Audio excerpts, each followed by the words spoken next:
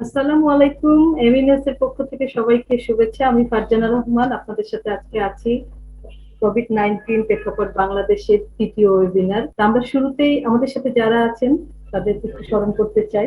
আমাদের সাথে আছেন অধ্যাপক doctor major Nazmul Ahsan Kalimullah sir, উপাচার্য বেগম রোকেয়া বিশ্ববিদ্যালয় রংপুর। আসসালামু আলাইকুম স্যার।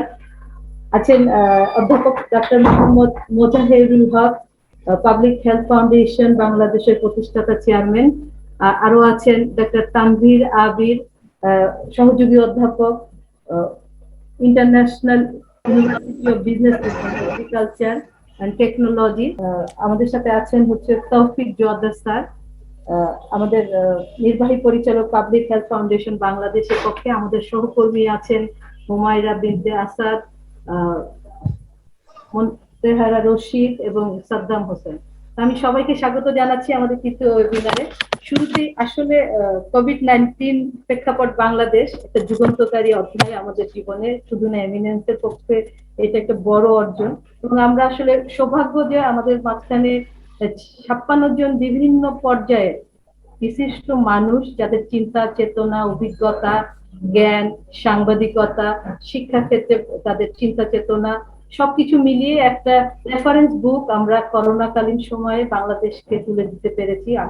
এমিনেন্স পাবলিকেশনের একটা, আমরা মনে করবো এটা একটা অর্জন, এবং এটা সম্ভব হয়েছে এই 56 জন মানুষের সম্মিলিত প্রয়াস, এবং পাশে এমিনেন্সের টিম যেটা কাজ করেছে তাদেরও একটা বিশাল ভূমিকা আছে। পাবলিকেশনের থেকে আমাদেরকে সহযোগিতা করেছে কিছু পেছনে মানুষ কাজ করেছে। শুরুতেই আমরা আসলে কৃতজ্ঞতা জানাতে চাই করোনা এই দ্বিতীয় ওয়েভে এসে আমরা যে জীবন যাপন করছি সেই জীবনকে আরো যাতে ত্বরান্বিত না হয়, সেই জন্য আমরা দ্বিতীয় পর্যায়ে কি করবো সে বিষয়ে আমরা আয়োজনে কথা বলবো। এবং আমরা আমাদের নিজেদের জায়গা থেকে করোনা এই যে আমাদের দ্বিতীয় যুদ্ধ, স্বাস্থ্য যুদ্ধ, যেমন মহামারী এখন অতিমারী হয়ে গেছে, সেটা থেকে দ্বিতীয় ওয়েভে আমরা আসলে চলে গেছি। সেই জায়গায় আমাদের যে জ্ঞান, অভিজ্ঞতা এবং আমাদের যে সর্বোপরি যে সবার সম্মিলিত প্রয়াসে আমরা এই যুদ্ধ জয় করব, সেই কথা নিয়ে আমরা শুরু করতে চাচ্ছি।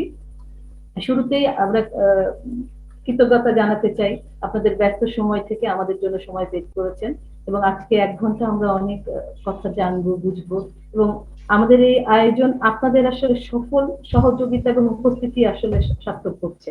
সেই জন্য আবারও এমিনেন্সের পক্ষ থেকে কৃতজ্ঞতা, আমাদের আমিন হায়দার তালুকদার স্যারের পক্ষ থেকে শুভেচ্ছা। কারণ আমরা আসলে একা পথ চলতে পারি না, মানুষ চলে সংঘবদ্ধ ভাবে। আর এই কোভিড-19 প্রেক্ষাপট বাংলাদেশ সেটা আবারও করে দেখালো।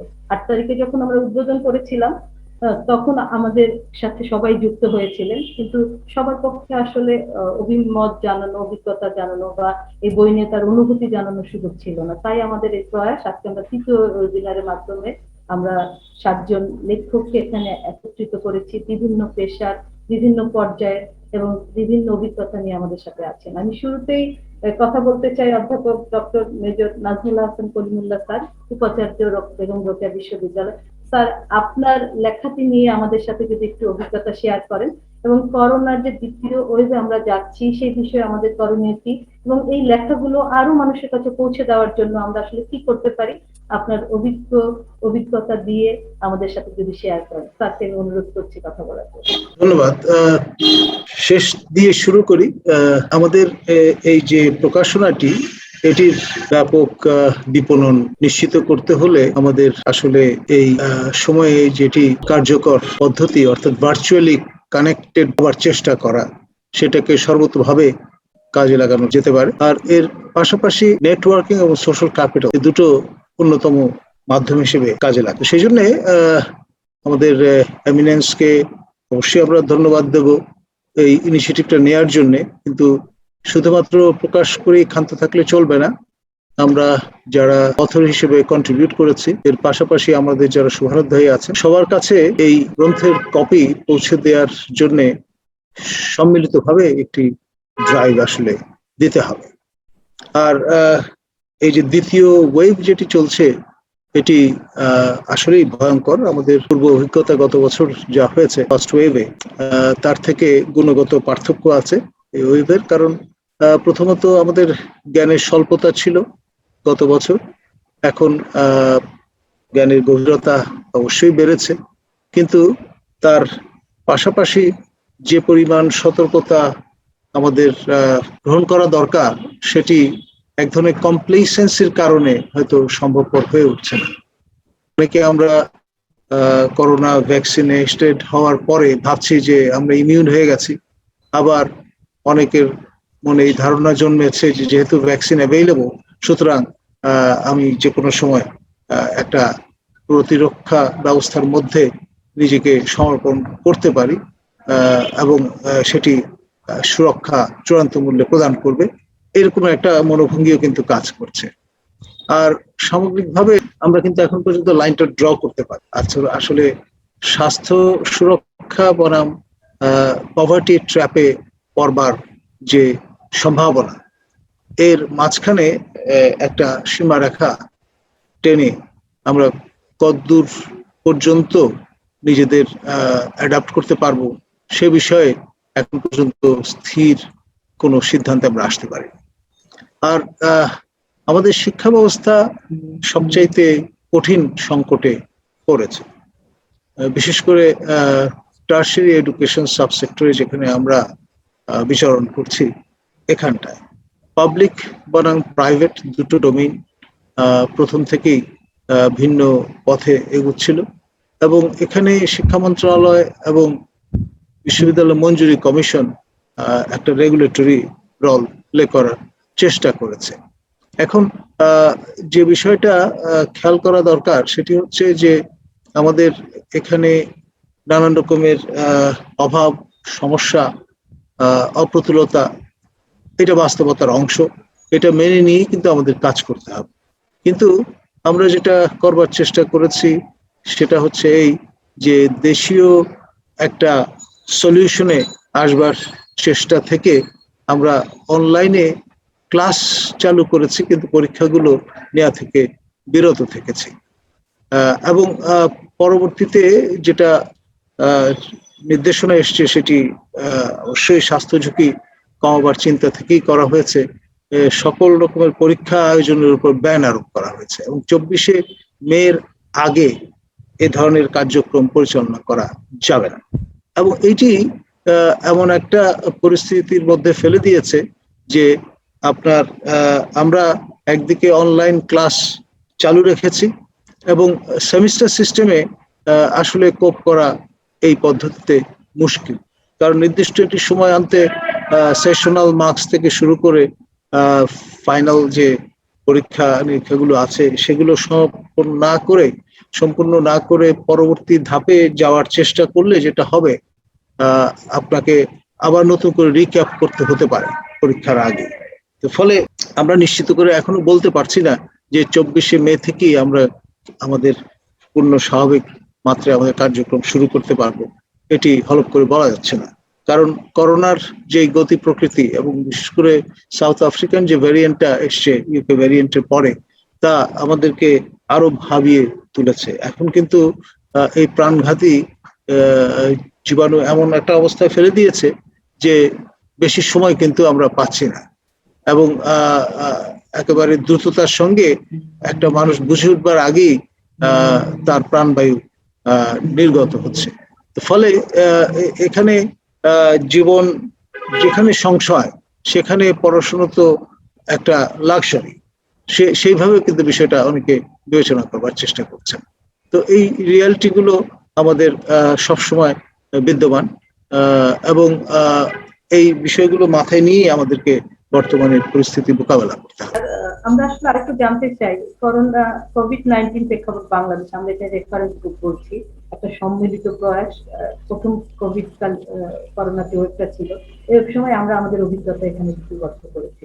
এটা আসলে মাস পপুলেশনের কাছে পৌঁছে দেয়, বিশেষ করে আপনি বিশ্ববিদ্যালয় উপাচার্য হিসেবে আছেন, এই বইটাকে আমরা আসলে কিভাবে প্রমোশন করতে পারি, আপনি কিভাবে আসলে এই জায়গায় ভূমিকা রাখবেন সেটা একটু জানতে চাই।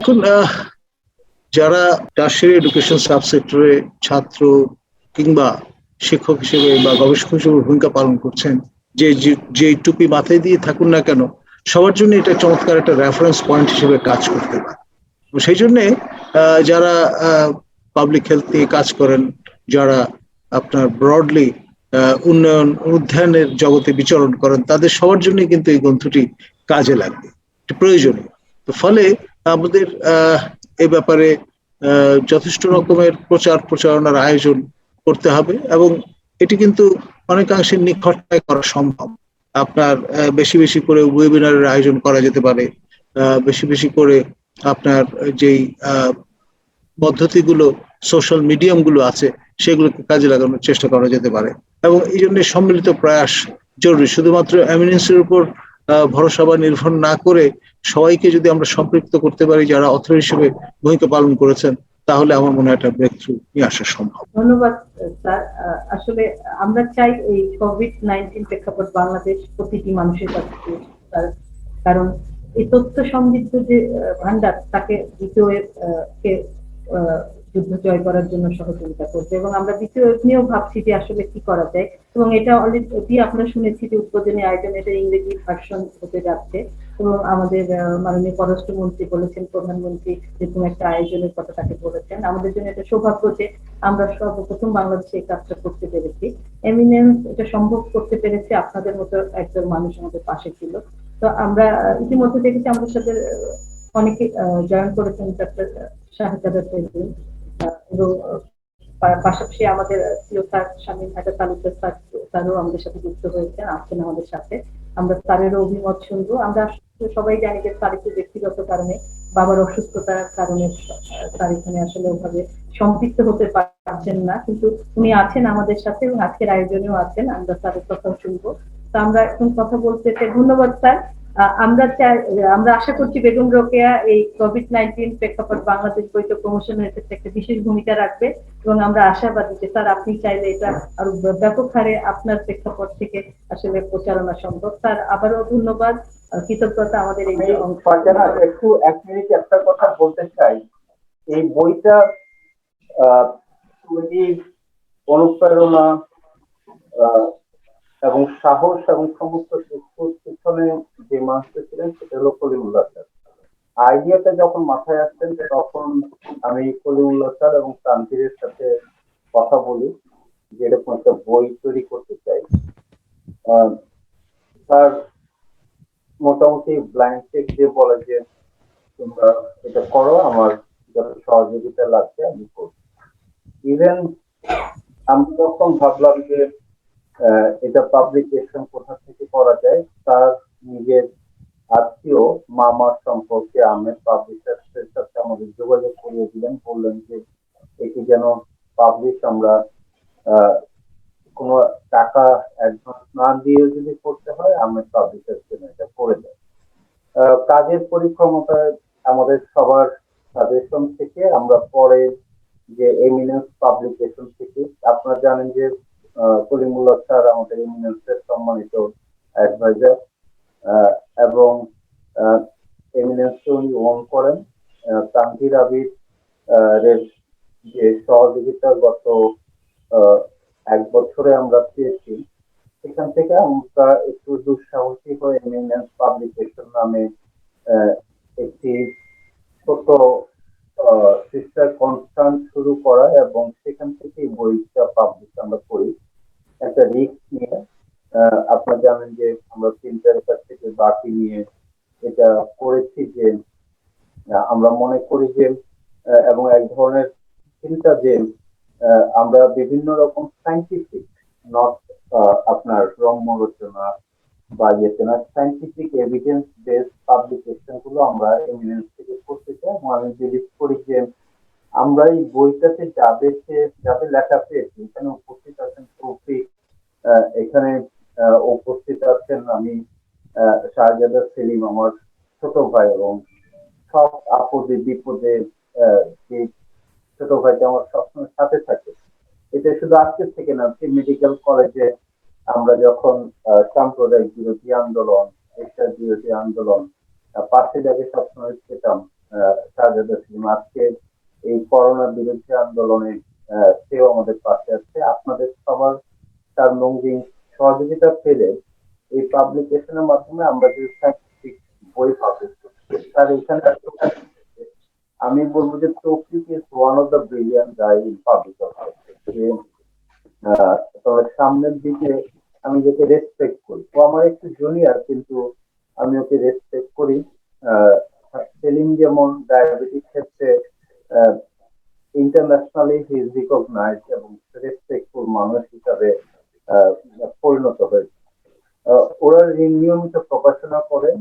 সেলিমের প্রচুর বই আছে ডায়াবেটিস নিয়ে। আপনার তৌফিক রিসেন্টলি একটা বই পাবলিশ করতে যাচ্ছে, সেটা হলো আমাদের জনস্বাস্থ্যের পোস্টমর্টেম। আমি মনে করি যে এটা একটা মাইলফলক হবে আমাদের পাবলিকের ক্ষেত্রে। আমরা সবার সেই জায়গাগুলো থেকে এরকম কিছু বই যারা পাবলিশ করেন তাদের জন্য যেন উন্মুক্ত একটা প্ল্যাটফর্ম এমিনেন্ট পাবলিকেশন হতে পারে, সেই জন্য এই ইনিশিয়েটিভটা আমরা নিয়েছি। আমি আপনার যেটা ফারজানা অলরেডি শেয়ার করেছেন, আপনারা জানেন যে সমস্ত বাধা বিপত্তির মধ্যে আমাদের একসাথে কিছু দূর পথ একসাথে হাঁটতে হবে। এই হাঁটতে পারলে আমরা একটা পথ যেতে পারলে আমরা ভালো কিছু ইনশাল্লাহ করতে পারবো।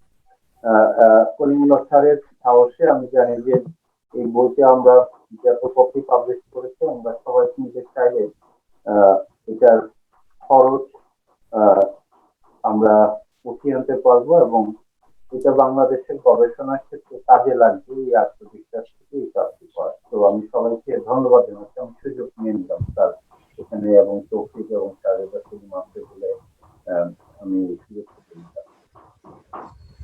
ধন্যবাদ স্যার। আসলে অনেক ইতিহাস আমরা স্যারের মুখের থেকে উঠে আসলো, জানলাম যে কলিমুল্লাহ স্যার আসলে এই বই শুধু কন্ট্রিবিউশন নয়, আমাদের সাহস, আমাদের শক্তি।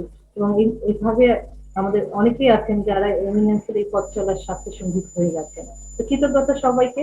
আমি স্যার এখন শুনতে চাই তৌফিক জোয়ারদার, নির্বাহী পরিচালক পাবলিক হেলথ ফাউন্ডেশনে আপনার লেখা সম্পর্কে এবং আমাদের এই কোভিড-19 প্রেক্ষাপট বাংলাদেশে আপনি একজন অংশগ্রহণকারী হিসেবে আপনার অনুভূতি এবং আমরা এই বইটা নিয়ে কি ভাবছি এবং দ্বিতীয় আমরা কিভাবে কন্ট্রিবিউশন করব এবং আপনার অভিজ্ঞতা দিয়ে এই বইকে প্রমোশনের জন্য আমরা আসলে কিভাবে কাজ করতে পারি। অনেক ধন্যবাদ ফারজানা আপা। আমি আপনার প্রশ্নকে তিনটা প্রশ্ন আসলে এখানে দেখতে পাচ্ছি। একটা হচ্ছে যে যেই বিষয়টি নিয়ে আমি লিখেছি সেই বিষয়টি নিয়ে একটু আলোকপাত। দ্বিতীয়ত হচ্ছে যে আপনাদের এই ইনিশিয়েটিভের সাথে আমি কিভাবে জড়িয়েছি এবং কিভাবে এর উত্তরণ বা এখানে ভূমিকা রাখা যায় সেই বিষয়টি নিয়ে, এবং তৃতীয়ত এই বইটির কিভাবে বিস্তার ঘটানো যায় সে বিষয়ে। তিনটা বিষয় নিয়ে আমি খুব সংক্ষেপে আলোকপাত করার চেষ্টা করব যদি 5-7 মিনিট সময় পাই। তো আমি প্রথমে আপনারা যারা দেখেছেন বইটি, আমার চ্যাপ্টারটি সেটা হচ্ছে স্বাস্থ্য ব্যবস্থায় আস্থার উপরে একটা চ্যাপ্টার, যে আমরা বোঝার চেষ্টা করেছি যে আস্থা কতটুকুন মানুষের আছে, কোন বিষয়ে আস্থাহীনতা আছে, কোন বিষয়ে আস্থার অবস্থা তুলনামূলকভাবে ভালো, এবং এগুলোকে মাথায় নিয়ে কি ধরনের নীতি নির্ধারণ করা যেতে পারে। কোভিড-19 খুব কাছাকাছি একটি অভিজ্ঞতা মানব জাতির সামনে এসেছিল 2014-15 সালে, কাছাকাছি একটা অভিজ্ঞতা, যেহেতু মানে নিয়ারেস্ট এক্সাম্পল সেটা হচ্ছে 2014-15 সালে আফ্রিকা, বিশেষ করে পশ্চিম আফ্রিকায় যে ইবোলা এপিডেমিকটি হয়েছিল সেটি একটা ব্যাপক আকার ধারণ করেছিল বিশ্বের একটি অংশে। সারা পৃথিবীতে এটা কোভিড-19 মতো ছড়িয়ে পড়েনি। সে সময় একটি ধারণা দারুণভাবে প্রচারিত হয়, প্রকাশিত হয় এবং জনপ্রিয়তা অর্জন করে, সেটি হচ্ছে যে রেজিলিয়েন্স। এটা সঠিক বাংলা কি হবে আমি ঠিক জানি না, স্থিতিস্থাপকতা বা এরকম কিছু একটা হতে পারে। আমরা যেমন স্বাস্থ্য ব্যবস্থার কাছ থেকে অনেক কিছু প্রত্যাশা করি, কিন্তু তখন বলা হলো যে স্বাস্থ্য ব্যবস্থার যে ট্র্যাডিশনাল যে বিল্ডিং ব্লকগুলো আছে তার বাইরে স্বাস্থ্য ব্যবস্থাকে যেতে হবে, যাতে হঠাৎ করে একটা মহামারী বা অতিমারির মতো একটা বিশেষ চাপ যদি সৃষ্টি হয় সেটিকে প্রতিহত করে আগের জায়গায় সে ফিরে যেতে পারে, এরকম একটি সক্ষমতা তাকে অর্জন করতে হবে। অর্থাৎ কেবলমাত্র তার যে বিল্ডিং ব্লক, অর্থাৎ তার হিউম্যান রিসোর্স, তার ফাইন্যান্স, তার ইনফরমেশন ফ্লো, শুধুমাত্র এগুলোর দৃষ্টিকোণ থেকে চিন্তা করলেই হবে না, বরং হঠাৎ করে একটা আগের থেকে অপ্রত্যাশিত একটা চাপ যদি স্বাস্থ্য ব্যবস্থার উপর সৃষ্টি হয় সেটাকে কিভাবে মোকাবেলা করা যাবে তারও একটা ব্যবস্থা স্বাস্থ্য ব্যবস্থার মধ্যেই নিহিত থাকতে হবে। যে কনসেপ্টটিকে তারা বলছিলেন রেজিলিয়েন্স, এর তিনটি বৈশিষ্ট্য তারা বলেছেন, যে অ্যাবজর্পটিভ ক্যাপাসিটি, অ্যাডাপটিভ ক্যাপাসিটি আর ট্রান্সফরমেটিভ ক্যাপাসিটি। তো অ্যাবজর্পটিভ ক্যাপাসিটি তারা বলার চেষ্টা করেছেন যে অ্যাবজর্পশন মানে আমার যখন একটা চাপ সৃষ্টি হবে, হঠাৎ করে কোভিড-19 আমাদের দেশে দেখা দিল, আমাকে এমন সক্ষমতা অর্জন করতে হবে যে স্বাভাবিকভাবেই প্রথম দিকে আমি একটা ধাক্কা খাবো, কিন্তু অল্প সময়ের মধ্যে সেই ধাক্কাটা আমি যেন কাটিয়ে আগের মতো কাছাকাছি একটা স্বাস্থ্য সেবায় আমি আবার নিয়ে যেতে পারি, সেরকম একটা সক্ষমতা আমাকে। যখনই একটা চাপ সৃষ্টি হয়, যেমন একটা অতিমারি বা মহামারী সৃষ্টি হয়, হয়, স্বাভাবিকভাবে আমাদের কিন্তু প্রচুর অর্থের একটা সংকট দেখা দেয়, কারণ এই সংকট মোকাবেলা করার জন্য নানা দিক থেকে আমাদেরকে অর্থের বরাদ্দ সৃষ্টি করতে হয়। কিন্তু এরকম একটা অর্থনৈতিক চাপের মধ্যেও আমি কিভাবে একটা ভালো সেবা দিতে পারি সেরকম একটা সক্ষমতা আমাকে অর্জন করতে হবে।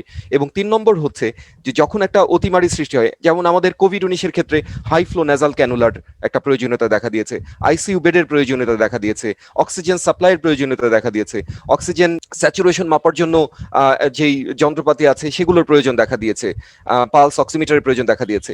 কিন্তু আজকে যদি অন্য একটি অতিমারি, অন্য একটি মহামারী আমাদের দেশে দেখা দেয়, তখন হয়তো অন্য কোনো ধরনের প্রয়োজনীয়তা আমার স্বাস্থ্য ব্যবস্থায় দেখা দিতে পারে। তো এই জিনিসগুলোকে অ্যাড্রেস করার মতো সক্ষমতা আমাদেরকে অর্জন করতে হবে। তো বেশ কিছু গবেষণায় দেখা গিয়েছে যে এই সক্ষমতাগুলো, অর্থাৎ রেজিলিয়েন্স, এক বাক্যে যেটাকে আমরা রেজিলিয়েন্স বলি, সেই রেজিলিয়েন্সের সক্ষমতা অর্জন করতে হলে আস্থার একটা গুরুত্বপূর্ণ ভূমিকা আছে। কেন? আপনি যদি প্রথম কথা হচ্ছে যে কোনো অতিমারি আপনি যদি অ্যাড্রেস করতে যান, নিয়ন্ত্রণ করতে যান, আপনাকে একা একা আপনি পারবেন না, কেবলমাত্র সরকার পারবে না। সেখানে যে সিভিল সোসাইটি আছে তাকে এঙ্গেজ করতে হবে, কমিউনিটিকে এঙ্গেজ করতে হবে। তারা তখনই এঙ্গেজ হবে যখন সরকারের সদিচ্ছার বিষয়ে তাদের আস্থা থাকবে। আপনি ভ্যাকসিনেট করতে যাবেন, মানুষ যদি আপনার ভ্যাকসিনের প্রতি তার আস্থা না থাকে, সে ভ্যাকসিন নিতে যাবে না। আপনি টেস্ট করাতে যাবেন, তার ভেতরে যদি স্টিগমা থাকে টেস্ট করার ব্যাপারে, সে টেস্ট করাতে যাবে না। যে স্বাস্থ্য সেবা প্রদান করে তার ব্যাপারে যদি তার আস্থা না থাকে, সে দেশের বাইরে চলে যাওয়ার চেষ্টা করবে। দেশের বাইরে চলে না গেলে সে কোয়াক যারা আছে তাদের শরণাপন্ন হবে, বা হয়তো কারো শরণাপন্নই হবে না, হোম রেমেডির শরণাপন্ন হবে। তো এই সবকিছুকে বিবেচনা করলে বোঝা যায় যে আস্থার, এবং আরো একটা জিনিস আছে যে কোনো বিশেষ করে কোভিড-19 মতো অতিমারিতে, যেটি সম্পূর্ণ নতুন ধরনের একটি পরিস্থিতি, যেটা সম্পর্কে আমরা কেউই বেশি জানি না, আমাদের নীতি নির্ধারকরা জানেন না, আমাদের যারা সায়েন্টিস্ট আছে তারাও বেশি জানেন না। এ ধরনের পরিস্থিতিতে অ্যাডাপটিভ লিডারশিপের প্রয়োজন হয়। অর্থাৎ আমার যে রেগুলার ট্র্যাডিশনাল লিডারশিপ, সেই লিডারশিপ দিয়ে হয় না। কারণ কি?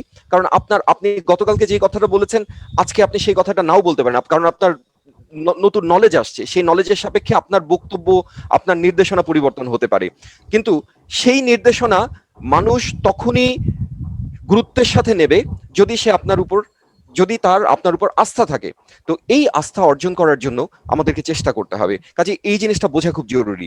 এখন আস্থাকে আমরা 3 ভাবে দেখতে পারি। একটা হচ্ছে স্বাস্থ্য ব্যবস্থার প্রতি মানুষের আস্থা, অর্থাৎ যারা লিডারশিপে যারা আছেন তাদের ব্যাপারে আস্থা। আবার আরেকটা আছে যে যারা স্বাস্থ্য সেবা প্রদান করছেন, অর্থাৎ যে ব্যক্তিরা স্বাস্থ্য সেবা প্রদান করছে তাদের উপর আস্থা। আর এটার আরেকটা ডাইমেনশন আছে, সেটা হচ্ছে স্বাস্থ্য ব্যবস্থার প্রতি স্বাস্থ্য সেবা প্রদানকারীদের আস্থা। অর্থাৎ এই যে মনে করেন ডিজি হেলথ বা মিনিস্ট্রি অফ হেলথের প্রতি ডাক্তারদের আস্থা, এটাও কিন্তু ইম্পর্টেন্ট। আমরা 3টা অ্যাঙ্গেলকেই বোঝার চেষ্টা করেছি এবং দেখেছি যে তুলনামূলকভাবে কোয়ান্টিটেটিভ অ্যানালাইসিসে আমরা দেখেছি যে স্বাস্থ্য ব্যবস্থা যেটা, অর্থাৎ আমাদের লিডারশিপের উপরে আস্থার সংকটটা সবচেয়ে বেশি। কেন এই জিনিসটা হলো? আমরা আমাদের ডাক্তারদেরকে অতটা মিসট্রাস্ট করছি না, বরং তাদের শরণাপন্ন হচ্ছি। খুব হচ্ছে তা না, সেখানেও আস্থার সংকট আছে, সেটাও আমরা পেয়েছি। কিন্তু বেশি সমস্যা আমরা দেখেছি যে লিডারশিপটা আমাদেরকে বিভিন্ন বিষয়ে মানে নীতি নির্ধারক মহলে যারা আছেন, সিদ্ধান্ত গ্রহীতা যারা আছেন, সেখানে আমাদের আস্থার সংকটটি সবচেয়ে বেশি অনুভূত হয়েছে। তো এই প্রেক্ষাপটে আমরা বলার চেষ্টা করেছি যে কেন এরকম হলো সেটা আমরা বোঝার চেষ্টা করেছি। এবং আমাদের কাছে মনে হয়েছে যে সিদ্ধান্তগুলো যেখান থেকে আসছে সেখানে ঠিক টেকনিক্যাল লিডারশিপ আমরা দেখিনি। আমরা সেই গত বছরের এপ্রিল মাসে বলেছি 64টি জেলায় আমরা 64 জন সচিবকে দিয়ে আমরা ত্রাণের ব্যবস্থাপনা করাবো। ত্রাণের ব্যবস্থাপনা ঠিক আছে, এই বছর আমরা যখন লকডাউন দিচ্ছি তখন আবার আমরা বলেছি যে লকডাউন ম্যানেজমেন্টের জন্য আমরা সচিবদেরকে দায়িত্ব দিব। সচিবদেরকে দায়িত্ব দেওয়া নট ব্যাড, তাদের আন্ডারস্ট্যান্ডিং আছে, তাদের অবশ্যই লোকাল পরিস্থিতি কিভাবে একটা ব্যবস্থাপনাকে একটা মানে সরকারি যে পদ্ধতিগত যে বিষয়গুলো আছে তার ভেতর দিয়ে সমস্যা সমাধানের একটা এক্সপার্টিস তাদের আছে। কিন্তু টেকনিক্যাল এক্সপার্টিস কি তাদের আছে? তারা কি কন্ট্যাক্ট ট্রেসিং করতে জানেন? তারা কি এপিডেমিক কার্ভ পড়তে জানেন? তারা কি এই যে মহামারী নিয়ন্ত্রণের যে টেকনিক্যাল অ্যাসপেক্টগুলো সেগুলো তারা জানে না। অর্থাৎ আমরা সেই মহামারীর শুরু থেকে এখন পর্যন্ত টেকনিক্যাল লিডারশিপের যে সেই প্রয়োজনীয়তাটাকে উপলব্ধি করতে এবং অ্যাড্রেস করতে ব্যর্থ হয়েছি। এবং যেই কয়টি দেশ এই কাজটি করতে ব্যর্থ হয়েছে তারা প্রত্যেকে সাফার করেছে। যেমন মার্কিন যুক্তরাষ্ট্র, যেমন শুরুর দিকে, যেমন তারপরে হচ্ছে ব্রাজিল। এরা প্রথম থেকে কিন্তু টেকনিক্যাল লিডারশিপের বদলে এক ধরনের পলিটিক্যাল লিডারশিপের উপর নির্ভর করার চেষ্টা করেছে, এক ধরনের পপুলিস্ট ইয়ে তৈরি করার চেষ্টা করেছে, এক ধরনের বক্তব্য বয়ান তারা সৃষ্টি করার চেষ্টা করেছে, এবং সেই বয়ানের বলি হতে হয়েছে সাধারণ মানুষকে। পক্ষান্তরে যেসব দেশ একটা সায়েন্টিফিক লিডারশিপের দিকে গিয়েছে, যেমন নিউজিল্যান্ড, যেমন ভিয়েতনাম, তারা কিন্তু ভালো করেছে, অস্ট্রেলিয়া তারা ভালো করেছে। তো এই জন্য আমাদের একটা সায়েন্টিফিক লিডারশিপ দরকার। তো সায়েন্টিফিক লিডারশিপ আমরা কিভাবে পাবো, সেটার জন্য আমার কিন্তু সায়েন্টিফিক এভিডেন্স গুলো আমার এক জায়গায় জড়ো হওয়া দরকার, এবং সেই কাজটি আমি মনে করি সবচাইতে ভালোভাবে, আমার এর থেকে বেটার কোনো এক্সাম্পল আমি আজ পর্যন্ত বাংলাদেশের প্রেক্ষাপটে দেখি নাই, বাংলাদেশের বাইরেও দেখিনি। সেটা হচ্ছে কোভিড-19 নিয়ে নানা ক্ষেত্রে নানা জায়গায় যেই মানুষগুলো কাজ করেছেন, তাদের চিন্তা ভাবনাকে ধারণ করে কোভিড-19-এর একটা লঙ্গিটিউডিনাল রেসপন্সকে ধারণ করার একটা অভিনব প্রয়াস আমরা দেখেছি এমিনেন্সের মধ্যে শামীম ভাইয়ের নেতৃত্বে। এইটাই হচ্ছে আমাদের যে বইটি আমরা প্রকাশ করেছি, এটা আমাদেরই বই, আমাদেরই পুস্তক, কারণ এটার উপরে আমাদের ওনারশিপ আছে, সেই জিনিসটা আমরা করতে পেরেছি। এটা একটা অভিনব, শুধু বাংলাদেশেই নয়, এটা সারা পৃথিবীতে কিন্তু এই ধরনের অ্যাপ্রোচ খুব কম আমি দেখেছি। আমি অনেকগুলো ইনস্টিটিউশনের সাথে ইন্টারন্যাশনাল আমি ইনভলভ, আমি কোথাও এরকম অ্যাপ্রোচের কথা শুনিনি। এই জন্য আমি এই প্রচেষ্টার সাথে নিজেকে সম্পৃক্ত রাখতে পারাকে কেবলমাত্র একটা ব্যক্তি হিসেবে থাকাই মনে করি না, আমি ইতিহাসের অংশ হওয়ার শামিল মনে করি। তো এই জন্য আমি এমিনেন্সকে এবং শামীম ভাইকে দারুণভাবে সাধুবাদ জানাতে চাই, ধন্যবাদ জানাতে চাই, এবং এ ধরনের অ্যাপ্রোচ, এরকম ইনোভেটিভ অ্যাপ্রোচ ভবিষ্যতেও যেন এমিনেন্স নিতে পারে, চালিয়ে যেতে পারে, সেই জন্য আমার সহযোগিতা, আমার সমর্থন যখন যেভাবে সম্ভব সেটা দেওয়ার ব্যাপারে আমি আমার অঙ্গীকার ব্যক্ত করছি। এবং আপনার 3 নম্বর, আমি মনে হয় 2টো পয়েন্ট টাচ করেছি। 3 নম্বর পয়েন্ট, যেটাকে কিভাবে মানুষের কাছে পৌঁছানো যায়। বাংলাদেশের অনেক বিশ্ববিদ্যালয়ে পাবলিক হেলথ ইকোনমিক্স এগুলো পড়ানো হয়।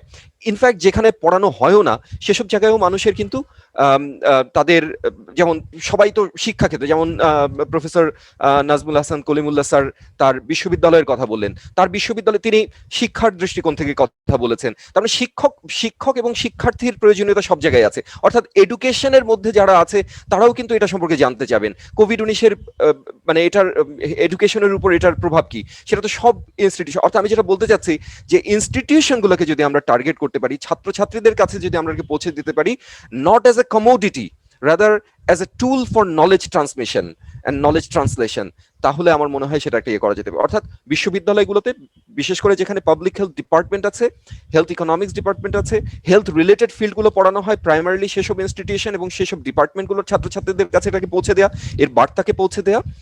এর বাইরেও যে অন্যান্য ডিসিপ্লিন আছে, অন্যান্য সাধারণ, অর্থাৎ নন হেলথ যেই ডিসিপ্লিনগুলো আছে, সেগুলোতেও সেসব প্রতিষ্ঠানের ছাত্রছাত্রী এবং শিক্ষকদের কাছেও আমরা পৌঁছে এক ধরনের দিতে পারি, টার্গেটেড প্রচুরি। এই পরামর্শ রেখে আমার বক্তব্য শেষ করছি। ধন্যবাদ। চমৎকার ভাবে আসলে কোভিড-19 প্রেক্ষাপট বাংলাদেশ আসলে একটা রেফারেন্স বুক, এবং যেটা জ্ঞান অর্জনের ক্ষেত্রে সবাইকে সহযোগিতা করবে, বিশেষ করে যারা পাবলিক হেলথ এন্ড হেলথ ইকোনমিক্সে পড়ছেন। কৃতজ্ঞতা আপনার সুচিন্তিত অভিমত জানানোর জন্য, এবং আমরা আপনাকে পাশে পেয়েছি, এবং আমাদের এই 56 জন মানুষের আপনি একজন, আমাদের একটা ইতিহাসের অংশ হিসেবে আমরা সবাই গর্বিত। তো আমরা এখন চলে যাব ডক্টর শাহজাদা সেলিম স্যার কাছ থেকে, সহযোগী অধ্যাপক, বঙ্গবন্ধু মেডিকেল বিশ্ববিদ্যালয়। স্যার, আপনার অনুভূতি, লেখা এবং আমাদের এই বিষয়ে কথা বলার জন্য আমি অনুরোধ। ধন্যবাদ ফারজানা আপনাকে সুযোগ দেওয়ার জন্য। সুযোগটাই আসলে প্রথমে ডাক্তার শামীম তালুকদার ভাই বলেছেন, আমি কিছু লেখালেখি করি মেডিকেল সায়েন্টিফিক আর্টিকেলই মেইনলি, আর যেহেতু আমি এন্ডোক্রাইনোলজিস্ট, তো আমি এখানে খুব সংক্ষিপ্ত, ইন টোটালি খুব বেশি সময় নিব না, কারণ তৌফিক জোয়াদার ভাই, আমি মাঝখানে একটি অনুষ্ঠানে ওনার সাথে ছিলাম, সেদিনও দারুণ লেগেছে, এবং আজকেও বৈজ্ঞানিক তথ্যগুলো যারা শুনবেন, বৈজ্ঞানিক ধারণা আছে বা নাই, সকলের জন্য গ্রহণযোগ্য ভাবে উনি দারুণ ভাবে উপস্থাপনা করেন। তো তারপরে বেশি বলাটা আরো বড় বিরক্তিকর হতে পারে, সেজন্য আমি খুব কম বলছি। আর এখানে কলিমুল্লাহ স্যার আছেন, ওনার বক্তব্য সারা দেশের মানুষ সবসময় শুনতে চায়। বাকিরা যারা আছেন সকলকে আমি শ্রদ্ধা জানাচ্ছি, এবং আমি খুবই গর্বিত এত বড় একটি কাজের, একটি 56টা চ্যাপ্টারের মধ্যে আমারও একটি চ্যাপ্টার সংযুক্ত হয়েছে। সেজন্য সেটার বিষয়ে বলছি যে ডায়াবেটিস আমাদের সবচেয়ে বেশি ইম্প্যাক্টফুল ডিজঅর্ডার এন্ডোক্রাইনে, যদিও সংখ্যার দিক থেকে কিন্তু 1 নম্বর নয়, থাইরয়েড ডিজঅর্ডার 1 নম্বরে। কিন্তু উন্নত দেশগুলোতে যেটা হয়েছে, সেগুলো এই ডিজিজ গুলোর ম্যানেজমেন্ট কিন্তু এই 1-to-1, মানে ফিজিশিয়ান পেশেন্ট ম্যানেজমেন্ট প্যাটার্ন নয়, কারণ সেটা সম্ভব নয়, কারণ মেইন অ্যাপ্রোচটা হবে প্রিভেনশন। আর প্রিভেনশন করতে গেলে যে রোগী নয় তার কাছে পৌঁছতে হবে, সে পৌঁছার জন্য কিন্তু ওই আবারও ডাক্তারের চেম্বার, হাসপাতালের বহির্বিভাগ, অন্তর্বিভাগ নয়। তাহলে সেটা কোনো একটা মাধ্যম হতে পারে, সেটা হতে পারে বই হতে পারে, অন্য যে কোনো টেলিভিশন হতে পারে, পত্র-পত্রিকার কলাম হতে পারে। তো আমি এটাকে শুরু থেকেই খুব গুরুত্ব দিচ্ছি, সেই হিসাবে আমি কিছু কিছু লেখালেখি করি। আর আমরা শামীম তালুকদার ভাই যেটা বলেছেন, আমরা নীতিগতভাবে কিছু ব্যক্তিগত সামাজিক তাগিদ বোধ করার কারণ থেকে কিছু কাজ করার চেষ্টা করি, সেই হিসাবে এমিনেন্সের সাথে যুক্ত হয়েছি। আর এই যে এই কোভিড-19 ডিজিজ এবং ডায়াবেটিস সাথে এবং ডায়াবেটিস ম্যানেজমেন্ট এবং ডিজিজ প্রিভেনশন এবং আর বাকি যেগুলো যেমন ভিটামিন ডি নিয়ে যে বিতর্কগুলো আছে, আমি মূলত সেই অংশটুকুই লেখার চেষ্টা করছি। এই ক্ষেত্রে আমি একটা জিনিস বলতে চাই, এই বইটি যারা আমি বাদে বাকি ৫৫ জনের কথা বলি, সবাই যার যার জায়গায় সুপ্রতিষ্ঠিত এবং যদিও আমি এখনো পড়িনি বইটি, কিছু কিছু টপিক দেখেছি, যে আশা করছি যে বাংলাদেশে যতগুলো বই বিভিন্ন লেখকদের সাথে লেখাগুলো সংযুক্ত করে সম্পাদিত ভাবে প্রকাশিত হয়, তার মধ্যে একটা গুরুত্বপূর্ণ এবং খুব দ্রুত সময়ের মধ্যে কোভিড প্যান্ডেমিকের সেকেন্ড ওয়েভের সময় বইটি পাবলিশ হয়েছে। সুতরাং এটি বাংলাদেশের জন্য এই ক্ষেত্রে একটি খুব চমকপ্রদ এবং গুরুত্বপূর্ণ পদক্ষেপ হিসেবে বিবেচিত হতে পারে। কলিমুল্লাহ স্যার এবং তৌফিক ভাই যে কথাগুলো বলেছেন, সেগুলো যে যারা এই তথ্যগুলো জানতে চায় তাদের জন্য অবশ্যই গুরুত্বপূর্ণ।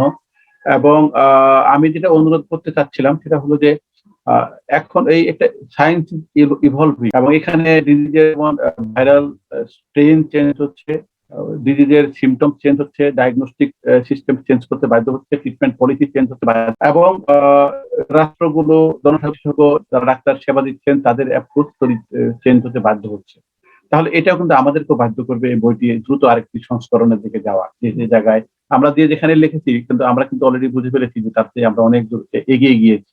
তাহলে সেটার কি করা যায়, সেটা একটা পদক্ষেপ নেওয়া দরকার। একটা দ্বিতীয় হলো এটি আমরা এতজন মানুষ সবাই যার যার জায়গায় নিবেদিত প্রাণ কাজটি করেছেন, তাহলে সেটি পাঠকদের কাছে কিভাবে পৌঁছা যায়। তৌফিক ভাই অনেকগুলোই বলেছেন। আমি আমার যেহেতু আমি বঙ্গবন্ধু শেখ মুজিব বিশ্ববিদ্যালয়ে কাজ করি, মানে একটি হাসপাতাল কেন্দ্রিক সেন্টার, একই সাথে যেহেতু বিশ্ববিদ্যালয় এটি একটা একাডেমিক প্রতিষ্ঠান, তাহলে আমরা যদি এটাকে যদি ওটাকে মানুষের বেশি মানুষের কাছে পৌঁছা মানে বেশি বিক্রি হওয়া, সেটা আমি আর ওভাবে না বলছি। পৌঁছার জন্য আমরা যেটা করতে পারি যে এই আমাদের এই টিমের পক্ষ থেকে আন্ডার শেখ মুজিব মেডিকেল বিশ্ববিদ্যালয়ের লাইব্রেরিতে একটা বই দেওয়া হয়। কলিমুল্লাহ স্যার ওখানে আছে, উনি বইটা রিসিভ করলেন, কিন্তু এমিনেন্সের টিম ওনাকে বইটি দিলেন। তাহলে এরকম যদি আমরা ১০-১২টা, এখন যেহেতু আমাদের কথার প্রচারণা সবই অনলাইন এবং মিডিয়া ভিত্তিক হবে, সেটা যদি করতে পারি তাহলে দৃষ্টি আকর্ষণের জন্য বড় ক্ষেত্র তৈরি হবে, ব্যক্তিগত কোনো ইয়ের জন্য না। আমার এটা বিবেচনার জন্য বলছি, আমার মনে হয় এটি একটা ভালো ওখানকার বাকিদেরকে আকৃষ্ট করার বা নজরের দিকে নিয়ে আসার জন্য একটি কাজ হবে। আরেকটি হলো যে এটি আমি আবারও খুব গর্বের সাথে বলি যে বাংলাদেশের ইতিহাসে একটি যুগান্তকারী পদক্ষেপ রচিত হয়েছে, যে খুব দ্রুত, খুব দক্ষতার সাথে, খুব এবং পারফেক্টলি বইমেলার সময় একটি বই পাবলিশ হয়েছে যেটা আসলে বিজ্ঞান ভিত্তিক, এবং যে যেখানে লেখেন একজন সাংবাদিক লেখছেন উনিও কিন্তু বিজ্ঞান ভিত্তিক লেখাই লিখেছেন। আমরা তো মেডিকেল সায়েন্সে আছি, যারা মেডিকেল সায়েন্সের না তারা কিন্তু পুরোপুরি বিজ্ঞান ভিত্তিক একটা বৈজ্ঞানিক সমস্যাকে সমাধান করার জন্য অ্যাপ্রোচ গুলো তুলে ধরেছেন। সেই হিসাবে আমরা কিন্তু এটাকে নিয়ে আগাবার অনেক সুযোগ আছে। আর আমি আর একটু অ্যাডভান্স করে এভিডেন্স যদি এ ধরনের কাজ করতে চায়, আমার মনে হয় প্ল্যাটফর্মটার ভিত্তি স্থাপিত হয়েছে। এই ৫৬ জনের মধ্যে অনেকে নিয়মিত লেখেন, সেগুলো কিন্তু ইন ফিউচার আমরা কাজে লাগাবার চেষ্টা করি। এখানে অনেক বিখ্যাত লোক আছেন যার যার অবস্থান থেকে ওনারা কাজ করছেন, সেগুলো পাঠকের কাছে সমাদৃত হওয়ার সম্ভাবনা আছে। এটুকু বলে বইটির আরো মানুষের হাতে পৌঁছবে, মানুষকে কিছু দৃষ্টি উন্মোচন করার মতো কিছু তথ্য দিতে পারবে, মানুষের কাছে আমাদের এই চিকিৎসা, বিশেষ করে রোগ সংক্রান্ত কিছু অ্যাপ্রোচ তৈরি করবে, যেটা আমাদের আসলে সমাধানের দিকে এগিয়ে নিয়ে যেতে সাহায্য করবে। সেটি যদি করতে পারে তাহলে এটির সফলতা বলে ধরে নেওয়া হবে। সকলকে আমার কথা এতক্ষণ যাবত শোনার জন্য এবং এমিনেন্সকে সুযোগ করে দেওয়ার জন্য ধন্যবাদ। ধন্যবাদ স্যার। আসলে চমৎকার কিছু উপস্থাপন উঠে আসলো কিভাবে আমরা এই এমিনেন্সের কোভিড-19 প্রেক্ষাপট বাংলাদেশকে প্রমোশন করবো এবং আমরা আমাদের অভিজ্ঞতারই আসলে উদাহরণ এখানে দিলাম। কৃতজ্ঞতা আপনাকে যে আমাদেরকে সমৃদ্ধ করার জন্য। এখন আমি সেই মানুষটার কাছে যাব যার প্রয়াস এই বইটার পাবলিকেশনে বিশাল ভূমিকা রেখেছে। আমাদের এমিনেন্স পাবলিকেশনের মহাব্যবস্থাপক ডক্টর তানভীর আবিদ, সহযোগী অধ্যাপক, international university of business agriculture and technology.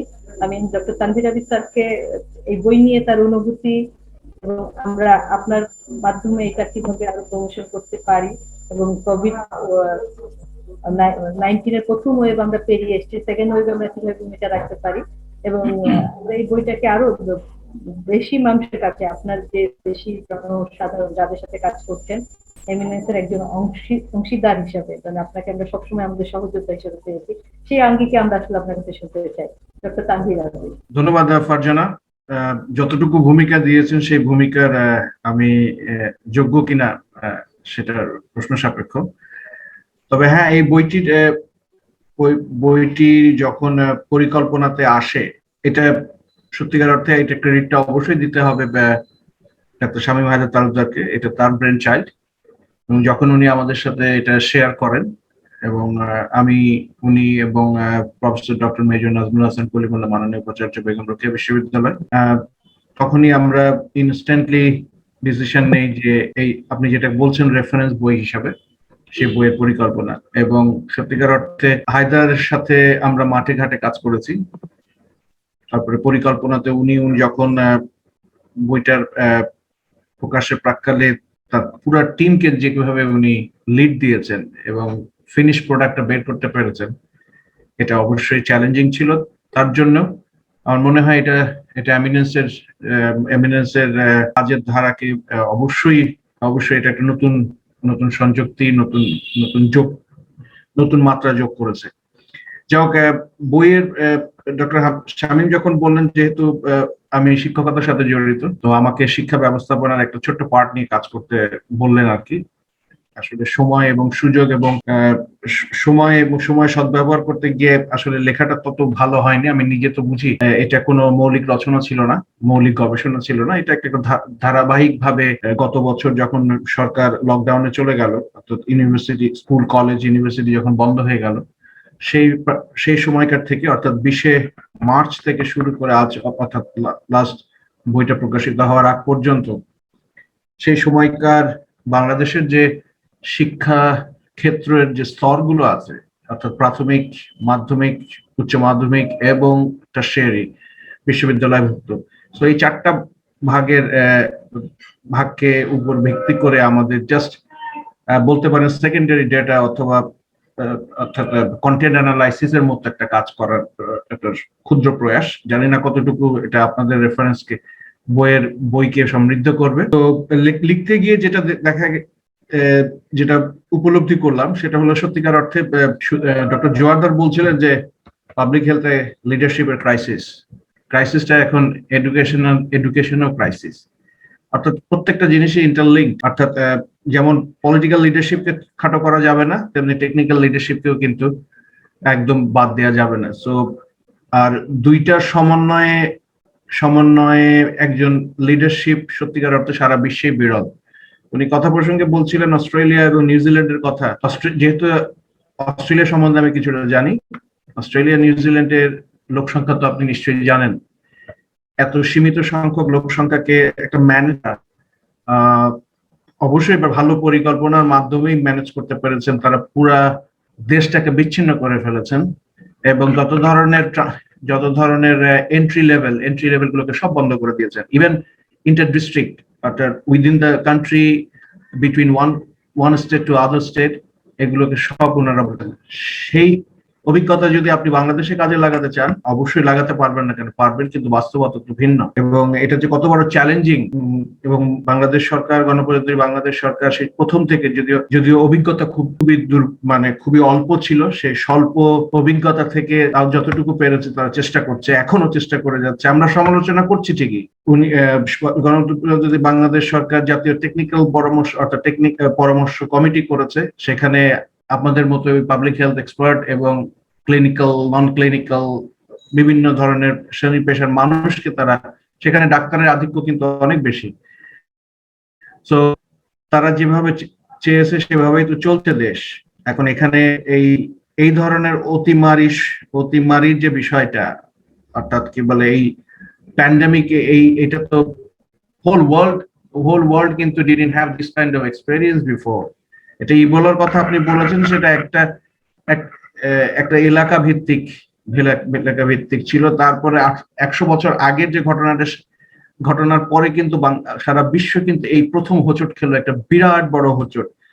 তো গত বছর স্যার যেটা বলছিলেন, মাননীয় উপাচার্য মহোদয়, গত বছরের ধাক্কা সেটা তো একটু হলে সামলিয়ে উঠেছে। মানুষের নলেজ আছে, মানুষের অ্যাটিটিউড কিছুটা হলো চেঞ্জ হয়েছে, এবং যেটা প্র্যাকটিসটা তো আগের চেয়ে বাড়ছে। আমরা যতই বলি না কেন, বাংলাদেশেরও মানুষের নলেজ বেড়েছে, অ্যাটিটিউডটা চেঞ্জ হচ্ছে, এবং প্র্যাকটিস আপনি সেখানে সরকার এবং বেসরকারি প্রতিষ্ঠান সমূহের ভূমিকা তো অনস্বীকার্য। বইটাতে যেটুকু সত্যিকার অর্থে বইটা যদি হাতে পেতাম আরো অনেক বিস্তারিত ভাবে বিষয়গুলো বলা যেতে পারতো। এই অতিমারি সূত্র ধরে যে বইয়ের যে প্রকাশনা এমিনেন্স করলো, অবশ্যই এটা প্রশংসার দাবিদার। এরকম কিন্তু বই আমি এখন পর্যন্ত দেখিনি যে এত, আপনারা প্রায় বলেছেন 56 জন বিভিন্ন শ্রেণী পেশার মানুষের সমন্বয়ের বই। এই বইটা অবশ্যই রেফারেন্স হিসেবে কাজ করবে। এই জিনিস একটা মূল্যবান দলিল হয়ে গেল। কিন্তু আগামী 10 বছর, 15 বছর, 20 বছর পরে পরবর্তী প্রজন্ম যখন পড়বে, তখন রেফারেন্স নেওয়ার চেষ্টা করবে। তো আপনার এই বই অবশ্যই তাদেরকে হেল্প করবে। আর আমি যেহেতু বিপণনের ছাত্র, প্রারম্ভিক জীবনে বিপণন নিয়ে পড়াশোনা করেছি, বিপণনের বর্তমান যে ট্রেন্ডটা, আপনি তো এটা তো ফিজিক্যাল বইটা, অর্থাৎ আপনি যেটা হার্ড কপি বের করেছেন, এখনকার সময়ে হার্ড কপি গুলো সেল করা তো একটু টাফ, যদিও আমাদের নেটওয়ার্কিং এর মাধ্যমে বিক্রি করতে হবে। সেখানে আমরা প্রয়োজনে আমরা এমিনেন্সের সাথে বসবো, যেটুকু পারা যায়, যেটুকু সক্ষমতা আছে আমরা সেইটুকু কাজে লাগবো। এইটার একটা সফট ভার্সন অর্থাৎ পিডিএফ করে যদি আপনি amazon.com এ রাখেন, অথবা আপনি যদি এটা আপনার রকমারিতে, তো আপনার ফিজিক্যাল বইটা আছে, কিন্তু কথা পিডিএফ ভার্সনটা যদি করেন, তার নামিক মূল্যটা কমে আসবে, এবং পাশাপাশি যেটা সোশ্যাল মিডিয়ার যে অ্যাডভার্টাইজটুকু, অর্থাৎ অ্যাডভার্টাইজমেন্টটা যদি আমরা কাজে লাগাই, আমার মনে হয় ব্যাপক মানুষের কাছে আপনি পৌঁছাতে পারবেন। বইটার এখন বর্তমান যে মূল্য, সেটা আপনি যেটা কমিশন বাদ দিয়ে রকমারিতে যেটা দেখলাম, সেটা 1000 টাকার কাছাকাছি। তো যখন আপনি পিডিএফ ফর্মে চলে যাবেন, তখন কিন্তু আপনার কস্টিং অনেক কমে আসবে। এই প্রাইসটা যদি আমরা, এটা এখন প্রশ্ন সাপেক্ষ, আমি ধরে নিচ্ছি যদি হাফ অফ দ্য প্রাইস কমিয়ে ফেলা হয়, তাহলে কিন্তু আপনি আরো ব্যাপক মানুষের কাছে চলে গেলেন। তো এই ধরনের বিকল্প চিন্তা যদি রাখা যায়, তাহলে আমার মনে হয় বিপণনটা সহজ হবে, ব্যাপক মানুষের কাছে পৌঁছতে পারবেন। এই বলে আমি আমার বক্তব্য শেষ করি। ধন্যবাদ। আমি কলিমুল্লাহ স্যারের অনুমতি নিয়ে, ফারজানের অনুমতি নিয়ে একটু কথা এখানে বলতে চাই যে আমরা যখন বইটা তৈরি করি, আমাদের একটা কমিটমেন্ট ছিল এবং আমাদের যে আন্ডারস্ট্যান্ডিং ছিল যে it will B A reference বুক। এবং আমার মনে পড়ে কলিমুল্লাহ স্যারের সাথে যখন আমরা কথা বলছিলাম, আমাদের মূল চিন্তাধারা ছিল যে এই বইটা আমরা কয়েক হাজার কপি বাংলাদেশে বাঙালি ভাষাভাষীদের জন্য তৈরি করা, বাট মূল ফোকাসটা হবে হলো এটার ইংলিশ ভার্সন করে গ্লোবালি নিয়ে আসা। তো আমরা এটার ইংলিশ ভার্সনের কাজ শুরু করতে চাই সামনের মাস থেকে। আমি এই ব্যাপারে তৌফিক, শাহজাদা সেলিম এবং কলিমুল্লাহ স্যার তাদের সাথে আলোচনা করে আমরা ইংলিশ ভার্সনে কাজ শুরু করতে চাই। কারণ এটার সায়েন্টিফিক ডকুমেন্ট এবং এটার যেন একটা ইন্টারন্যাশনাল ভ্যালু থাকে, সেই জায়গাটাকে মাথায় রেখে আমরা কাজ শুরু করতে চাই। তো এটা একটা পার্সপেক্টিভ। সেকেন্ড হলো যে এই বইটা বের করার মধ্য দিয়ে আমরা কিছু সাকসেস স্টোরি আমাদের আছে। সেটা হলো যে আমরা বিভিন্ন মানুষের পজিটিভ রেসপন্স পেয়েছি, এনকারেজ করেছে অনেক মানুষ, এবং তারা এরকম একটা বই বের করার জন্য সবাই খুবই পজিটিভলি রেসপন্স করছে। আমাদের অনেকেই লেখকদের মধ্যে অনেকেই নিজেরাই বেশ কিছু, কেউ 10 কপি, কেউ 5 কপি নিজেরাই কিনে নিয়ে তারা বলছেন যে আমরা এটা সেল করছি এবং পরবর্তীতে আমরা আরো 20-25 কপি করে বিক্রি করে এটার একটা জায়গায় নিয়ে আসতেছে। তো that is also very encouraging. অনেকে সাজেশন দিয়েছেন যে এটা 2020 সালের পার্সপেক্টিভে কোভিড এর যে অবস্থা সেটির একটা ডকুমেন্টেশন হয়েছে। এটা সেকেন্ড ভার্সন 2021 সালে এই সেকেন্ড ওয়েভে বাংলাদেশে কি হচ্ছে সেটা যেন আমরা একটু মনোযোগ দিয়ে আরেকটা বই আমরা তৈরি করার কাজ শুরু করি। তো আপনারা জানেন যে এখানে তানভীর আবির আছেন। আমরা যখন এমিনেন্স পাবলিকেশনটা করি, তানভীরের কন্ট্রিবিউশন লাস্ট 1 ইয়ার পর এমিনেন্স ট্রিমেন্ডাস সাপোর্ট, সকল মাঠে ঘাটে আমরা নিয়মিত বসে বিভিন্ন সময় আলোচনা করে কিভাবে একসাথে কাজ করা যায় সেটার একটা ভলান্টারিলি সাপোর্ট আমরা পেয়ে আসি। আমরা এইটি যখন এমিনেন্স পাবলিকেশন করে আমরা অনারারি মহাব্যবস্থাপক হিসাবে তানভীরকে আমরা অনুমতি নিয়ে তাকে আমরা এটার এমিনেন্স পাবলিকেশনের মহাব্যবস্থাপক হিসাবে তাকে এখানে উপস্থাপন করা হয়েছে। আমরা জানি যে তার বিপণনের তার ব্যাকগ্রাউন্ড, এডুকেশনাল ব্যাকগ্রাউন্ড এবং এক্সপিরিয়েন্সটা এতে কাজে লাগবে। আমরা আশা করি যে এমিনেন্স পাবলিকেশন ক্যান বি একটা সায়েন্টিফিক পাবলিকেশনের প্ল্যাটফর্ম হিসেবে সবার মাঝে জন্য সেই স্বপ্ন থেকে এটা যাত্রা শুরু হয়েছে। আশা করি আমরা সামনের দিকে এগিয়ে যেতে পারবো। তবে আমার এখানে উপস্থিত যে 4 জন মানুষ আমি বলবো, নাজমুল হাসান, কলিমুল্লাহ স্যার, তানভীর, তৌফিক এবং সেলিম, আপনাদের সহযোগিতা পেলে আমরা আমাদের এই যাত্রাকে একসাথে, ইটস নট, কারণ আমি এখন মনে করি যে এমিনেন্স ইজ নট আমাদের অর্গানাইজেশন, আপনাদের অর্গানাইজেশন। সেই অর্গানাইজেশনের জায়গা থেকে আমরা এই যাত্রা সামনের দিকে এগিয়ে নিয়ে যেতে চাই এবং আপনারা সামনে থাকলে আমরা অনেক দূর নিয়ে যাওয়ার জন্য না চেয়ে হলেও আপনারা জানেন যে আমরা চেষ্টা করি এই বইটা পাবলিশ করতে গিয়ে। তোমরা কি কষ্ট, আমি সব কষ্ট আসলে জানি, তৌফিক বা তানভীর আপনারা জানেন যে এটা পিছনে যারা কাজ করেন তাদের যে কি পরিমাণ পেইন থাকে। আমি এখানে বলবো যে আমাদের সাথে আজিজ নামে একটা ছেলে, কি যে অসম্ভব, টাকা না পেয়ে কিন্তু এই বই পাবলিশ ওকে করতে হবে, রাতের পর রাত দিনের পর দিন ও পরিশ্রম করে এটা একটা শেপে নিয়ে আসে। তো অনেকের কন্ট্রিবিউশন আছে এখানে, যেটা বলে শেষ করা যাবে না। আপনাদের সহযোগিতা পেলে ইনশাল্লাহ অনেক দূর নিয়ে যেতে পারে। সবাইকে ধন্যবাদ। ফারজানা, আমি এসব জাস্ট 30 সেকেন্ডস এর একটা জিনিস একটু অ্যাড করব প্রফেসর ডক্টর তালুকদারের সাথে। সেটা হচ্ছে, যেটা আমার কাছে সবচেয়ে বেশি ভালো লেগেছে সেটা হলো উনি ওনার ঘর থেকে কিন্তু লেখক সৃষ্টি করছেন। This is a remarkable decision he has taken for.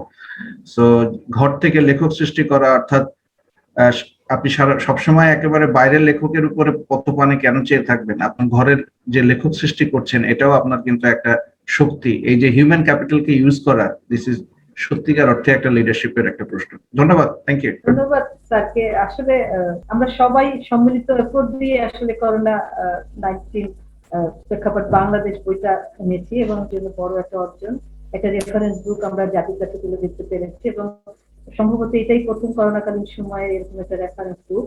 তা আমরা আমাদের এই বইয়ের সাথে আমাদের ঘরের, তানভীর আবির স্যার যেটা বললেন, আমাদের ঘরের কিছু মানুষ এখানে যুক্ত আছে, তাদেরকে আমি এখন যুক্ত করতে চাই।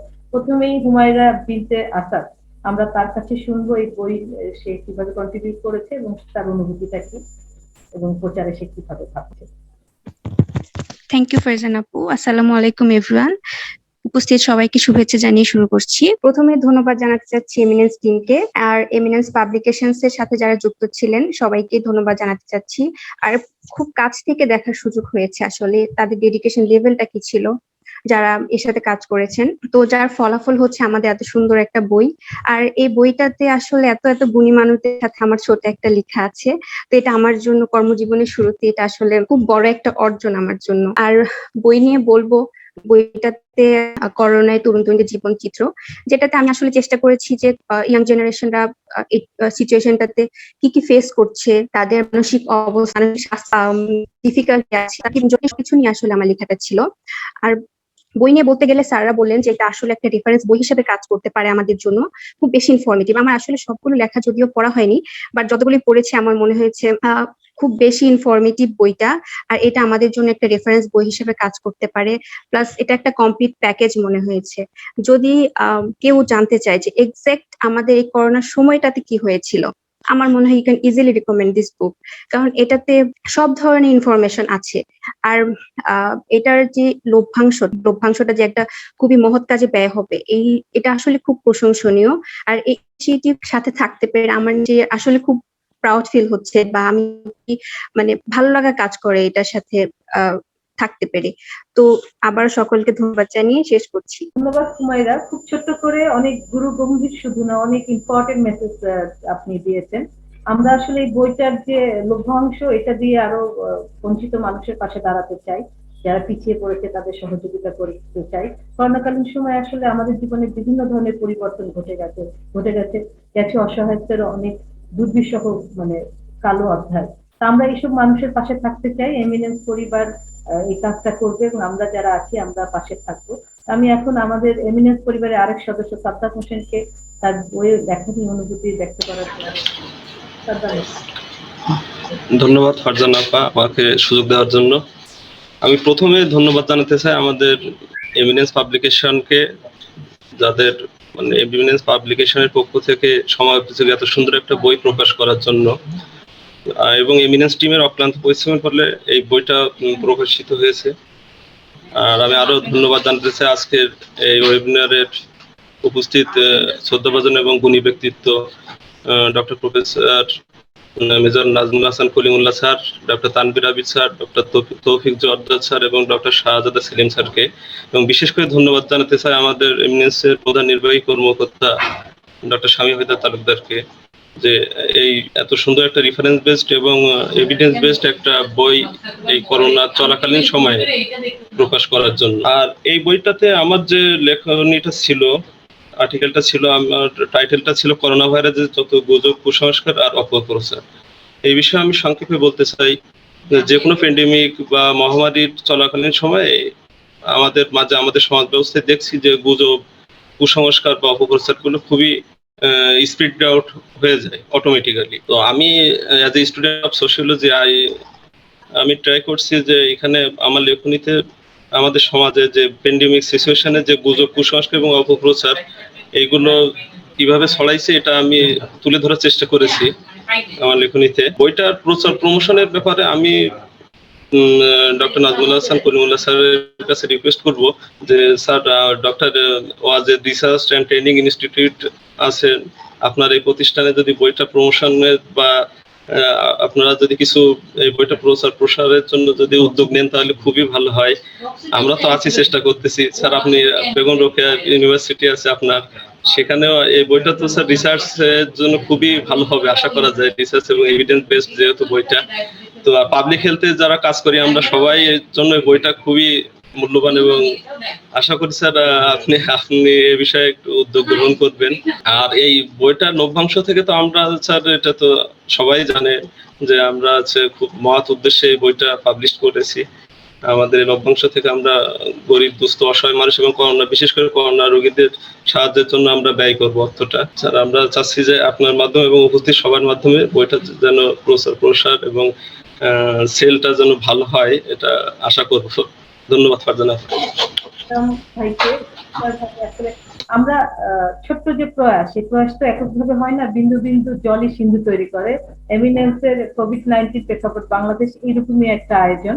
তা আমরা সেই বই দাবিদার, এখন আমরা সবাই এখানে 56 জন মানুষ যেমন দাবিদার, এর পেছনে কাজ করেছে যারা দাবিদার, এবং এমিনেন্সের পরিবার বিশেষ করে যার নেতৃত্বে আমরা এগিয়ে যাচ্ছি, ডক্টর শামীম হায়দার তালুকদার স্যারের কাছে এইখানে ওনার সঙ্গবদ্ধ শুধু না, ওনার অনুপ্রেরণা এবং অপ্রাণ চেষ্টা, কোনো কম্প্রোমাইজেশন নাই। বইটা আসতেই হবে। আমরা 8 তারিখে এটা উদ্বোধন করে দেখিয়েছি যে আসলে এমিনেন্স টিম সম্মিলিত প্রয়াস নিয়ে কাজ করতে জানে, যেটার সঠিক নেতৃত্ব থাকলে সেটা তার আবারও প্রুভ করে দিয়েছেন। পারিবারিক জীবনে অনেক জটিলতার পরে উনি সবসময় আমাদের পাশে আছেন। এমিনেন্স পাবলিকেশন নতুন ভাবে প্রকাশ করছে এবং তার সার্বিক তত্ত্বাবধানে এটা আমাদের একটা গর্বের জায়গা। তো আমাদের এমিনেন্স পরিবারের সর্বশেষ প্রতিনিধি আজকে আছেন ডক্টর মুনতাহেরা রাশিদ। আমি হিমাকে বলবো যে তার এই অনুভূতিটা শেয়ার। ধন্যবাদ ফারজানা আপা। প্রথমেই আমি সরি চেয়ে নিচ্ছি, আমার আসলে টেকনিক্যাল প্রবলেমের কারণে ভিডিওটা অন হচ্ছে না। তো শ্রদ্ধেয় স্যাররা আছেন, সবাইকে আসসালামু আলাইকুম, শুভেচ্ছা এবং অনেক শ্রদ্ধা। আমি হচ্ছে গত বছর কোভিড শুরু হওয়ার পর থেকেই কোভিড হটলাইন 333 তে কাজ করতাম। এই জন্য পেশেন্টের যে সাফারিংস ওগুলো খুব কাছ থেকে দেখা এবং বিভিন্ন পাবলিক গ্রুপে থাকার কারণে বাংলাদেশ সরকারের যে খাদ্য ত্রাণ ব্যবস্থাপনা ছিল ওগুলো অনেক কাছ থেকে দেখা, কি মানে মানুষের সাফারিংস গুলো অনেক কাছে থেকে দেখেছি, যে খাদ্য সংকট, বিভিন্ন সমস্যা। তো বাংলাদেশ সরকার এই মহামারীর জন্য খুব বেশি সময় পাননি, কিন্তু তারপরেও ওনারা এতটুকু সময়ের মধ্যে যে ত্রাণ ব্যবস্থাপনা করেছেন ওটাই আমি মেইনলি বইতে তুলে ধরার চেষ্টা করেছি। আর এমিনেন্সে জয়েন করার পর স্যারের হচ্ছে এই বইয়ের পিছনে ইফোর্টস এবং আজিজ ভাইয়ের ইফোর্টস অনেক কাছ থেকে দেখা। আমি দেখেছি স্যার দিনের পর দিন এবং অনেক সময় দেখেছি স্যার রাতেও অফিসে স্টে করেছেন, অনেক কষ্ট করে স্যার আসলে এই বইটার আসলে প্রকাশ করেছেন। তো এই বইয়ের আমার ছোট্ট একটা লেখা আছে এই দুর্যোগকালীন সময়ে বাংলাদেশ সরকারের ত্রাণ ব্যবস্থাপনা নিয়ে, এবং এই লেখাটা দিতে পেরে আমি আসলে অনেক গর্বিত বোধ। আমার মনে হয় যে এর আগে যখন স্প্যানিশ ফ্লু ছিল তখন যে দলিল ছিল, যে ছবিগুলো ছিল, বাংলাদেশও এই 100 বছর পরে আমাদের এই কোভিড নিয়ে যে বইটা COVID-19 বাংলাদেশ প্রেক্ষাপট, এটা হচ্ছে ওই স্প্যানিশ ফ্লুর মতো বাংলাদেশ সরকারের একটা দলিল হয়ে থাকবে। 100 বছর 200 বছর পরেও মানুষ এটা থেকে পড়ে জানতে পারবে। এই বইয়ের একটা বিচিত্র ব্যাপার হচ্ছে 56 জন লেখক এবং 56 জন বিভিন্ন সেক্টরের। আমি দেখেছি আমাদের লেখকদের সবাই বিভিন্ন সেক্টর থেকে, এবং তারা তাদের অনুভূতি, তাদের ওই সময়ের অভিজ্ঞতাগুলো তুলে ধরেছেন, যেটা হচ্ছে সবার অনেক কাজে লাগবে এবং সবাই জানতে পারবে। এবং এটা আমার মনে হয় পলিসি লেভেল থেকে শুরু করে একদম হচ্ছে ছাত্রছাত্রী থেকে শুরু করে কমিউনিটির লোকজন সবাই এই সময়ের অবস্থা জানার জন্য এটা পড়তে পারবেন এবং এটা অনেক কাজে লাগে। আর প্রচারণা নিয়ে যেটা বলতে চাচ্ছিলাম সেটা হচ্ছে যে স্যার বা আপনাদেরকে মাধ্যমে যেটা জানাতে চাই সেটা হচ্ছে অনেক প্রবাসীরা আছেন যারা এই বইটা দেখে ওনারা রিকোয়েস্ট করেছেন যে বাহির থেকে এটা হচ্ছে পারচেস করা পসিবল কিনা।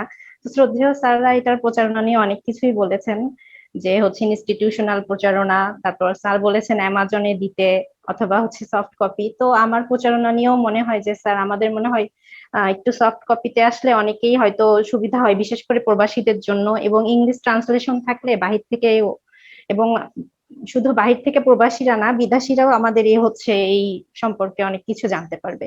আর এই বইটার সব থেকে ভালো দিক আমার যেটা মনে হয়েছে, বইয়ের হচ্ছে লভ্যাংশ যাবে হচ্ছে অসহায় সুবিধা বঞ্চিত মানুষের জন্য। তো আমার মনে হয় আমরা যে 56 জন আছি, আমরা যে মানুষজন আছি, কমিউনিটির মানুষজন, এটা যদি আমরা ভালোভাবে প্রচার করি বইটা, এবং সেটা হচ্ছে আমাদের সবার জন্যই এবং সর্বপরিসরে দেশের জন্যই আর কি মঙ্গল হবে। আমার এইটুকুই বলার ছিল আপা। Thank you. ধন্যবাদ মোত্তাহিনা, আমাদের এই যে আয়োজনের শেষ আজকে কথা বললেন।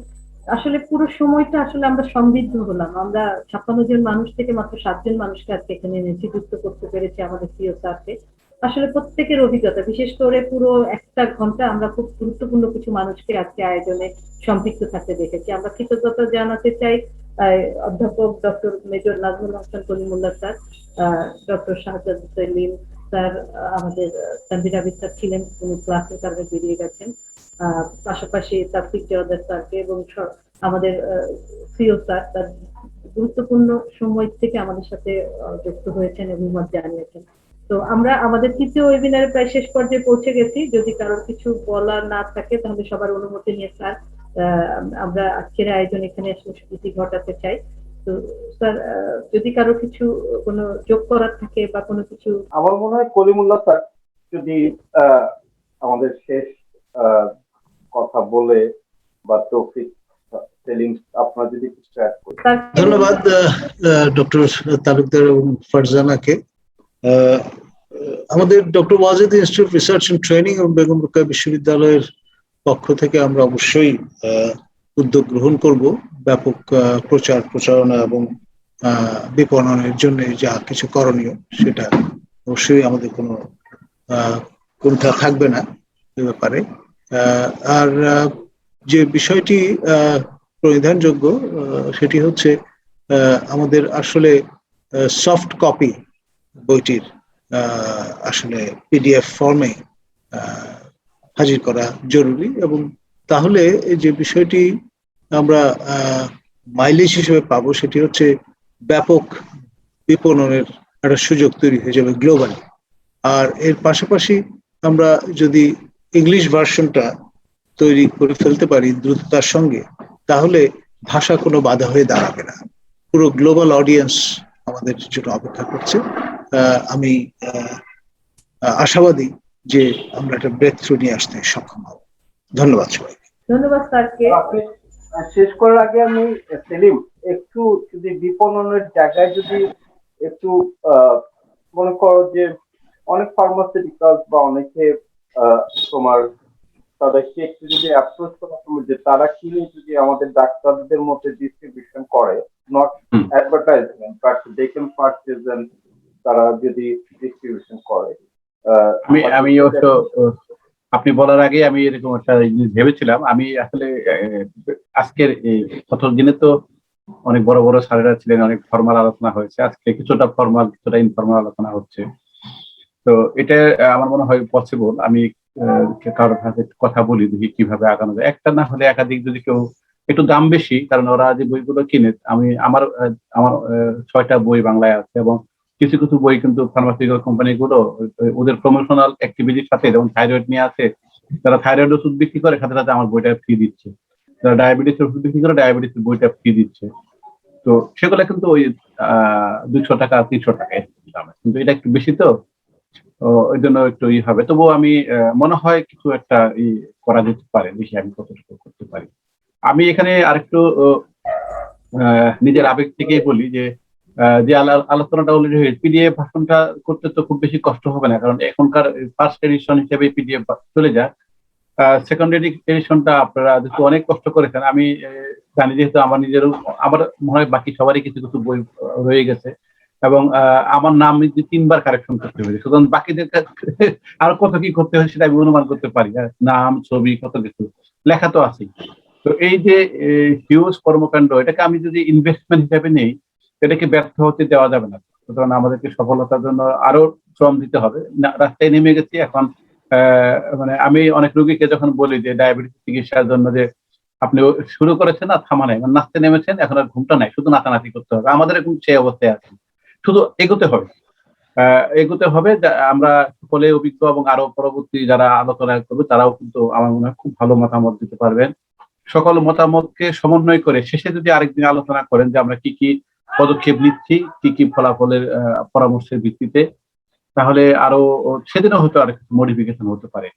আর আমি যেটা বললাম যে বেশি টাকা ইনভেস্ট না করে যদি কিছু কিছু বিশ্ববিদ্যালয়, যেগুলো আসলে মানুষের মনে ব্যাপক প্রভাব ফেলবে, ওখানে যদি উপাচার্যকে বা অন্য যাদেরকে আপনি প্রয়োজন মনে করেন যে এই লকডাউন শেষ হলে যদি আপনি দিয়ে দেন, ওটাকে ফলাও করে আমরা যদি প্রচার করতে পারি। আমি এখানে আবার বাকি সবাই কিন্তু মিডিয়া ফ্রেন্ডলি, অনেক ইয়ে আছে। আমি আমার ব্যক্তিগত পক্ষ থেকে একটা টেলিভিশন বা পত্রিকাকে যদি কভারেজের জন্য অনুরোধ করি, ওটাও কিন্তু বিজ্ঞাপন হিসেবে কাজ করবে আমাদের।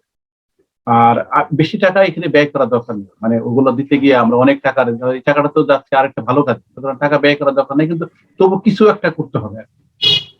তো সেটা যদি করেন, আর ইংলিশ ভার্সন এবং সেকেন্ড এডিশন এটাকে আপনারা কিভাবে আঁকাতে চাচ্ছেন একটু ভাবেন, তারপরে আমার মনে হয় এটাকে আমরা যতটা সায়েন্টিফিক এবং স্ট্যান্ডার্ড পাবলিকেশন মানে নিয়ে আসতে পারি, সেটা খুব ভালো হবে।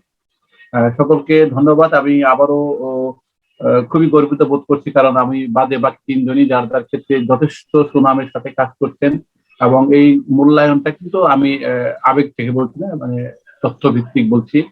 এমিনেন্স যে কাজটা করেছে সেটা কিন্তু একটি ল্যান্ডমার্ক কাজ করেছে, এবং এটাকে এগিয়ে নিতে হবে। আমি যেমন বলছি যে আমার নিজের অবস্থান থেকে এগিয়ে নেওয়ার জন্য কন্ট্রিবিউট করতে চাই, বাকিরাও আমার মনে হয় একই রকম মনোভাব পোষণ করছে, সুতরাং এগুলোতে কোনো বাধা হবে না। তৌফিক ভাই কিছু যদি ইংলিশ ভার্সন।